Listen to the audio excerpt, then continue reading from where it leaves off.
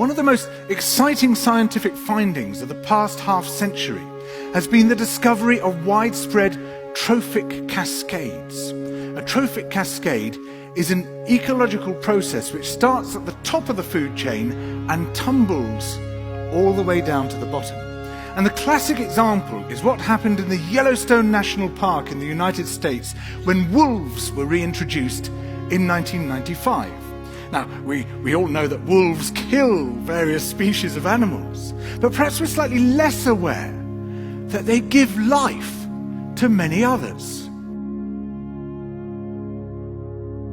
Before the wolves turned up, they'd been absent for 70 years.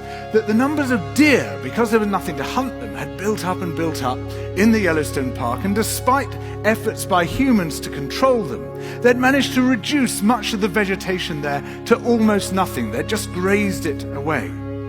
But as soon as the wolves arrived, even though they were few in number, they started to have the most remarkable effects. First, of course, they killed some of the deer, but that wasn't the major thing. Much more significantly, they radically changed the behavior of the deer.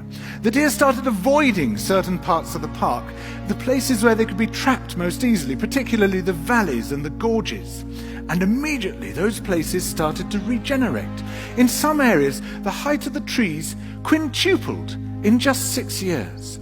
Bare valley sides quickly became forests of aspen and willow and cottonwood. And as soon as that happened, the birds started moving in. The number of songbirds, of migratory birds, started to increase greatly. The number of beavers started to increase because beavers like to eat the trees. And beavers, like wolves, are ecosystem engineers. They create niches for other species. And the dams they built in the rivers provided habitats for otters and muskrats and ducks and fish and reptiles and amphibians. The wolves killed coyotes, and as a result of that, the number of rabbits and mice began to rise, which meant more hawks, more weasels, more foxes, more badgers.